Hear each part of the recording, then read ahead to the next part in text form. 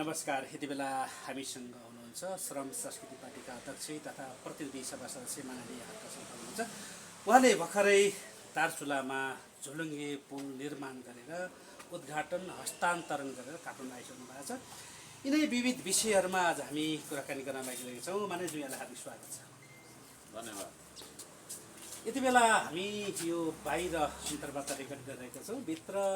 अन्तर्वार्ता record गर्नको निमित्त बत्तीले साथ नदिरहेको अवस्था छ, होइन, गर्मी छ, त्यो कारण बाहिर अन्तर्वार्ता गर्नु परेको छ। के भन्नुहुन्छ भने चाहिँ तपाईँ त एउटा कानुन बनाउने ठाउँमा हुनुहुन्छ, आवाज उठाउने ठाउँमा हुनुहुन्छ। लोड सेडिङ अन्त्य भएको भनेको थियो, खै लोड सेडिङ आज पनि भइरहेको छ। यो विषयमा चाहिँ के भन्नुहुन्छ भने त्यही त यो अचम्म लाग्दो भनौँ भने के अचम्म मान्नु र होइन, पहिल्यैदेखि देख्दै आएको कुरा अचम्म नमानौँ भने फेरि अहिलेको तपाईँको चाहिँ यो सरकार जुन छ सुशासन सेवा प्रवाह हरेक हिसाबबाट चाहिँ दुरुस्त दुरुस्त छिटो छरिटो चल्न चाहने सरकार अहिले यो ललितपुरको नक्सीकोट एरिया होला सायद यो यसमा अब 3 घन्टा जति भयो होला। अब लाइन छैन, खोइ किन हो है, प्राधिकरणले हेर्नुपर्ने हो। सबै कुरा मन्त्रीले नै सोध्नुपर्ने, मन्त्रालयले नै थाहा हुन्छ भन्ने पनि हुँदैन। टेक्निकल कुराहरू पनि हुन्छन्, तर यो भ्यालीभित्रै पनि यति लामो लोड सेडिङ भइरहँदाखेरि यो चाहिँ गलत भइरहेको छ। लोड सेडिङको कुरा आइसके पछाडि कुनै बेला विद्युत प्राधिकरणमा कुलमान घिसिङ यामडी भइरहँदाखेरि तत्कालीन सरकारले कुलमान घिसिङलाई हटाउँदाखेरि यहाँले पनि होइन कुलमान घिसिङलाई पुनर्बहाली गर्नुपर्छ भनेर आन्दोलन गर्नुभएको थियो नि। कुलमान घिसिङको पक्षमा तर आवाज उठाउनु भएको थियो, होइन, त्यो सम्झिनुहुन्छ आज तपाईँ? सम्झेछु, म किन सम्झिँदैन। विगतलाई बिर्सिहालेर पनि त भएन चिज हो। उहाँले जे राम्रै काम गर्नुभयो, एउटा प्राधिकरणको एमडीको रूपमा राम्रो काम गर्नुभयो। त्यतिखेर सबैले नै उहाँले तपाईँको वाहवाही गरेको होइन। मान्छेले पछिबाट के अरे कुलमान घिसिङको विरोध गरे मात्रै हर्क साम्बाङले भनेर देखे, तर हर्क साम्बाङले कुलमान घिसिङको पक्षमा कुलमान घिसिङलाई पुनर्बहाली गर्नुपर्छ भनेर आन्दोलन गरेको चाहिँ देखेन क्या। ठिक छ, खैर केही छैन। आज हामी मेन विषयवस्तुतिर आउँ। तपाईँ कर्णाली सुदूरपश्चिम पुगेर दार्चुलामा झोलुङ्गे पुल उद्घाटन गरेर होइन हस्तान्तरण गरेर फर्किनु भएको छ। अनि यहाँकै परिकल्पनामा बनेको पुल हो। यहाँले सायद त्यो भिडियो नदेख्नु भएको हुन्थ्यो भने त्यहाँ पुल पनि बन्द नै थियो होला। यहाँ नपुग्नु भएको थियो भने सायद त्यहाँ रोडहरू बन्थेन होला, टेलिफोनको टावरहरू आउँथेन होला, बिजुली बत्तीहरू पुग्थेन होला। विविध कुराहरू छ, बजेट पनि बढेर आयो भन्ने कुराहरू आइराखेको छ। हर्कसम्म आएर पुल मात्रै बनाएन, यहाँ बजेट पनि आयो, बजेट पनि बढी आयो सधैँको तुलनामा भन्ने कुराहरू आइराखेको छ। थुप्रै थुप्रै कुराहरू आएको छ। यहाँले पनि भावुक भावुक स्ट्याटसहरू लेख्नु भएको छ कर्णालीले सम्झेर। कसरी सम्झिनुहुन्छ भने जो ती दिनहरूलाई जुन दिन यहाँले परिकल्पना गर्नुभयो, होइन, पुल बनाउनुपर्छ भनेर यहाँले त भन्नुभएको थियो नि, म चुनाव जितु या हारौँ, चुनाव जिते पनि पुल बन्छ, हारे पनि पुल बन्छ, हर्क साम्बाङले बोलेपछि सकियो भन्नुभएको थियो नि। ती दिनहरूलाई कसरी सम्झिनुहुन्छ, कसरी मिस गर्नुहुन्छ आज पुल सञ्चालन गरिरहँदाखेरि चाहिँ? त्यो दिनलाई मिस गर्ने कुरा त त्यस्तो के छ र, मैले थुप्रै कामहरू गर्दै आइराखेकै हो। त्यहाँ पनि एउटा काम गर्छु भनेर भन्यो के अरे। अब मैले त आफैले त के गरे हो र, एक दिन चाहिँ मैले गिटी कुटेँ। बिहान 7 बजेदेखि बेलुका 8 बजेसम्म नै गिटी कुटेँ। त्यहाँदेखि त मैले श्रम गर्न त्यहाँ मैले पाइनँ, भ्याइनँ। होइन, यहाँले श्रम गर्नु भएन, तर यहाँले परिकल्पना नगर्नु भएको थियो भने, होइन, यहाँले परिकल्पना गर्नुभएको थिएन भने यो सम्भव थिएन नि त। आउँदैछु त त्यसमा। मैले आफूले त गरे होइन, तर त्यही हो, अब लिडर भनेको लिडरले चाहिँ डिसिजन गर्छ र म्यानेजमेन्ट गर्छ। मेरो काम त्यति हो। श्रम गर्ने श्रमदाताहरूलाई धन्यवाद दिन चाहन्छु। अब मैले तपाईँको छैन के अरे प्रायः बोलेपछि गर्ने कुरो बानी छ मेरो। त्यसले गर्दा त्यत्रो ठुलो मैले उत्साहित भइहाल्नुपर्ने कुरा पनि केही पनि छैन। होइन, तपाईँलाई लाग्छ र हर्क साम्बाङ नभइदिएको हुन्थ्यो भने त्यहाँ पुल बन्थ्यो, अथवा अर्को हर्क साम्बाङ भइदिएको भने त्यहाँ पुल बन्थ्यो र? यस्तो छ, बन्नु त बन्थ्यो होला, धेरै वर्ष लाग्थ्यो होला सायद। त्यहाँको वडा अध्यक्षज्यूले पनि भन्दै हुनुहुन्थ्यो, उहाँ दुईचोटि दोहोरिनु भएको छ। त्यो ब्यास 2 को वडा अध्यक्षज्यू अहिले 9औँ वर्षमा उहाँ कार्यरत हुनुहुन्छ। पहिला पनि 5 वर्ष गरेर यसपालिको पनि अब 4 वर्ष लगभग भइसक्यो। अनि उहाँले चाहिँ त्यहाँ काठको पुल थाप्नु हुँदो रहेछ, साँगो काठको पुल, अनि वर्षैपछि बगाइ लाने, फेरि थाप्ने, वर्षैपछि बगाइ लाने। उहाँले आफै पनि त्यो उद्घाटनको दिन भन्नुभयो। म हैरान भएको थिएँ काठको पुल थाप्दा होइन अब चाहिँ त्यो गर्नु परेन होइन धन्यवाद भनेर भनेको र त्यहाँ त्यो ठाउँमा जहाँ हामीले पुल थाप्यौँ त्यहाँ चाहिँ 5-6 चोटि सर्वे भइसकेको रहेछ 5-6 चोटि पहिला सर्वे गर्दै जाने हेर्दै जाने होइन तर हामीले चाहिँ पाइला टेकिसकेपछि शिलान्यास भइसकेपछि अब लगातार काम गरेर लगभग 80-84 दिनमा काम सबै कम्प्लिट गरेर उद्घाटन गरेर आउँदाखेरि उहाँहरू धेरै नै तपाईँको प्रभावित पनि हुनुभएको छ। यसरी पनि काम हुँदो रहेछ होइन सरकारको अब ठेकदारको आशाले मात्रै हुँदैन हामी आफैले गर्दाखेरि छिटो हुने रहेछ भन्ने किसिमले चाहिँ उहाँले भन्नुभएको छ। र त्यहाँ गइसकेपछि थुप्रै अरू पनि पहिला बाटो गएको थिएन राङथाला भन्ने ठाउँ रहेछ मैले नाम पनि नोट गरेँ त्यो राङथाल भन्ने ठाउँदेखि उता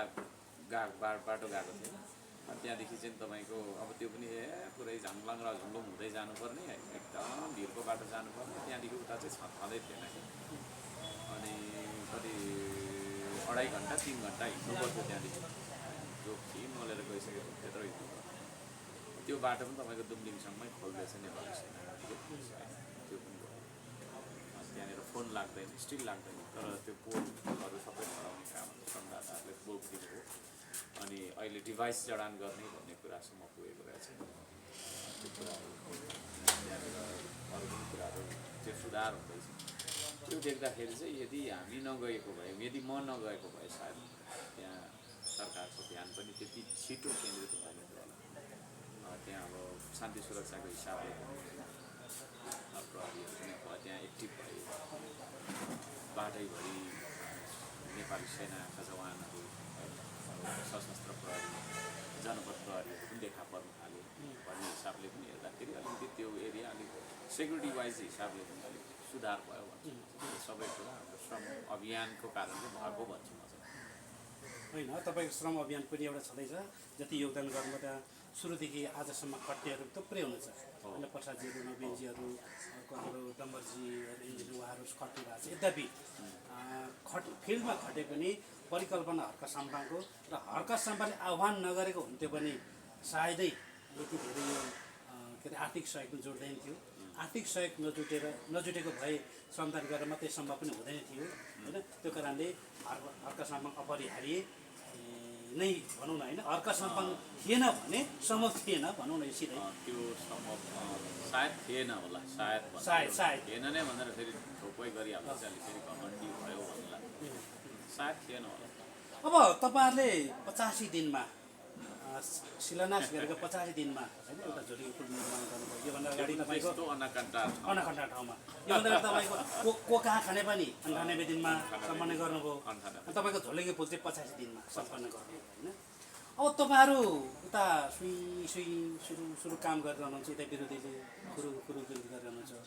विरोध गर्नेले गरेकै खुट्टा तानेको तपाईँहरू काम सम्पन्न गरे छाड्नु भयो त के भन्नुहुन्छ आज त्यस्ताहरूलाई तपाईँ उहाँहरूलाई पनि म धन्यवादै दिन्छु केही भन्दिनँ धन्यवाद अझै के को लागि धन्यवाद उहाँहरूलाई चाहिँ गाली गर्नुभएकोमा सहयोग गर्नेलाई धन्यवाद श्रमदान गर्नेलाई धन्यवाद गाली गर्नेलाई धन्यवाद आलोचना विरोध गर्ने गाली गरेर पनि उहाँले सहयोग गर्नु भयो नि त गाली पनि सहयोग गालीलाई पनि सहयोग रूपमा दिनुभयो पहिल्यै धन्यवाद म त नेगेटिभ केही पनि अब कहिलेकाहीँ यसो चाहिँ एक दुईवटा कमेन्टमा 1000-1500 आउँदाखेरि एउटाहरूमा हामीले रिप्लाई गरे हुन्छ होला होइन तर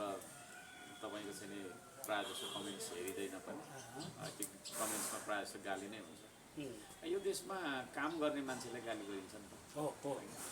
किसानलाई हेला गरिन्छ मजदुरलाई हेला गरिन्छ होइन के अरे काम गरेको नाम खोइ के जाति भन्छ नि त होइन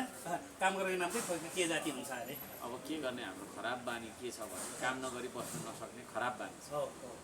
है अब यो सकेपछि पनि हाम्रो फेरि अर्को श्रमदान अभियान सुरु भइहाल्छ होइन अनि त्यो खराब बानी छ हाम्रो अब काम गर्ने बानी लाग्यो श्रमदाताहरू पनि त्यही भन्नुहुन्छ हामी त्यसै त बस्न सक्दैनौँ केही न केही तैँले ल्याउनै पर्छ भन्नु होइन ठिक छ मानेजु नि श्रमदान गर्नु ठिक छ देशैभरि अब एउटा कुरो के जसरी श्रमदाताहरू आइरहनुहुन्छ उहाँले गरिरहनुहुन्छ यद्यपि जति पनि आर्थिक दानहरू होइन जति पनि आर्थिक सहयोगहरू जोड्छ यहाँले पटक आर्थिक सहयोगको लागि आह्वान गर्दाखेरि उहाँलाई पनि कतै नराम्रो हुन्छ कि नराम्रो फिल हुन्छ कि नराम्रो महसुस होला कि त्यस्तो हुँदैन के अरे, हामी कसैलाई व्यक्ति तोकेर लेटर काट्दैन होइन कति माग्दो इन्द्रजी, तपाईँले रहेछ कति सुन्नु न। माग्दो रहेछ भन्नुलाई कि सुन्नु न इन्द्रजी तपाईँले पैसा दिनुपर्छ है भनेर हामीले पत्र काट्छौँ तपाईँ फोन गर्छौँ मेसेज पठाउँछौँ फेसबुकमा आह्वान गर्छौँ मन लागे दिनु मन नलागे नदिनु दिनु भएन भने प्रोजेक्ट ढिलो हुन्छ त्यति न हो होइन तर प्रोजेक्ट त सम्पन्न त हुन्छ हेर्नुहोस् होइन सम्पन्न त जसै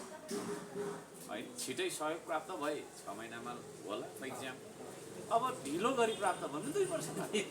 होइन तर सुरु गरिसकेपछि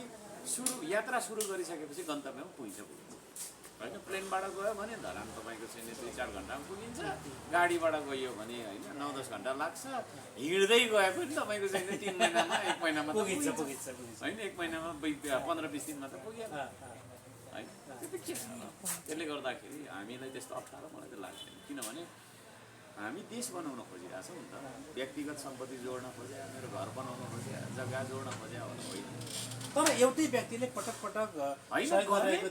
देखियो होइन उहाँले गरेको चाहिँ देखियो क्या उहाँहरूले गर्दा ठिक छ तर गर्नै पर्छ भन्ने छ त छैन व्यक्तिलाई तोकेर फल्न तपाईँले चाहिँ अस्ति गर्नुभयो त्योभन्दा पहिला नि गर्नुभएको थियो फेरि गर्नुहोस् है त भन्दैन र उहाँलाई साइकोलोजिकल्ली अलिकति अप्ठ्यारो महसुस होला कि मैले यो पटक सहयोग दिन सकिनँ भनेर गिल्टी फिल होला कि भन्ने त्यस्तो हुँदैन सकेकोले गर्ने होइन अब यहाँनिर तपाईँको चाहिँ नि अब हामीलाई मन पराउने हाम्रो कामलाई अभियानलाई समर्थन गर्नुहुनेहरूले सहयोग नगरेको भए दार्चुलामा पुल बन्थ्यो भन्दैन है त्यत्रो टाढो जानुपर्ने 7 दिन त गाडीमा लाग्छ धरानदेखि होइन त्यस्तो कहाँ हिँडेको एकरो भइबाट पुग्ने अनकन्टा छ है कहाँ हो कहाँ है त्यस्तो ठाउँमा काम गरेर आइयो अब दार्चुलामा पुल त बनाएर आइयो भने अब श्रमदाताले कहाँ पुगेर के चाहिँ गर्न नसक्ला र होइन अझै तपाईँ हिम्मत बढ्यो भन्ने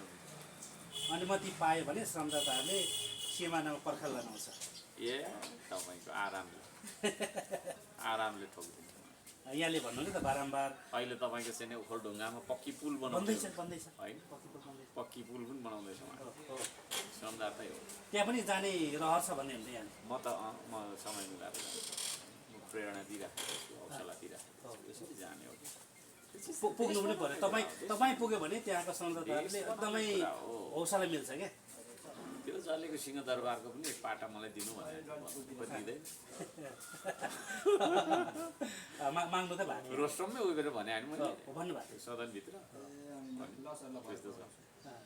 त्यस्तो हो श्रमदाता भनेको हामी त्यस्तो काम भनेपछि त अब नि जस्तै अर्को आलोचना पनि के पनि गर्छन् भन्दाखेरि महाकालीको भिडियो देखायो अनि काठा तब्लिगमा पुल बनायो त्यो पनि महाकाली नै पर्छ भन्छु महाकाली नै महाकालीको शिर हो क्या महाकाली भनेको एकाङ्की हुन्छ र हुँदैन होइन तपाईँको शरीर पनि एउटा मात्रै अङ्गले बनाएको हुन्छ र हुँदैन होइन आँखा नाक मुखभित्र दाँत जिब्रो कान भने जस्तो त्यो महाकालीको शिर हो भनेर बुझ्नु होइन जहाँ चाहिँ त्यहाँका मानिसहरू होइन पहिला धेरै पुरानो तपाईँको बाटो रहेछ त्यहाँबाट के अरे टिङ्कर भन्ज्याङ जाने अस्ति भन्नु भएन त्यहाँ रघुवीर छगुन्नाको डाक्टर भन्नुहुन्छ सायद पिएचडी होल्डर होला निकै जानिपार व्यक्ति निकै हामीभन्दा उमेरमा सिनियर उहाँले भन्नुहुन्छ टिङ्करको माथि कहाँ शिवताल जाने बाटो हो यो मूल बाटो रहेछ होइन जहाँ चाहिँ सरकारले 500 जति सर्वे गरेर पुल नबन्ने त्यतिकै सर्वे गर्दै फर्किँदै भत्ता बचाएको त होला मैले चाहिँ ठ्याक्कै कसरी उदाहरण दिने गर्छु भन्दाखेरि जस्तै तपाईँ हामी खोटाङबाट गाईघाट झर्दाखेरि होइन सुनकोशी नदीतिर झर्छौँ तर त्यो अँधेरी खोलातिर होइन माथि त्यो टुवा खोलातिर राखुलीतिर खोला त सानो छ त्यो भूगोल नबुझ्नेले के भन्छ भन्दाखेरि त्यत्रो तल सुनकोशी छ सुनकोशीमा पुल हाल्नु नि के त्यो खोल्सामा हालेको भन्छ राखुली अँधेरीमा होइन हामीलाई आवश्यकता चाहिँ अँधेरी खोला तर्नु छ सुनकोशी तर्नु छैन नि अनि त्यो अँधेरी खोला तर्नु छ अनि हामीले आवश्यकता अनुसार अँधेरीमा पुल हाल्छौँ अनि त्यो भूगोल नबुझेर चाहिँ सुनकोशीमा हालेको भएको भन्छ नि होइन त्यस्तै हो त्यो पनि होइन त्यो लाजु हो त्यो के अरे त्यो लठेप्पा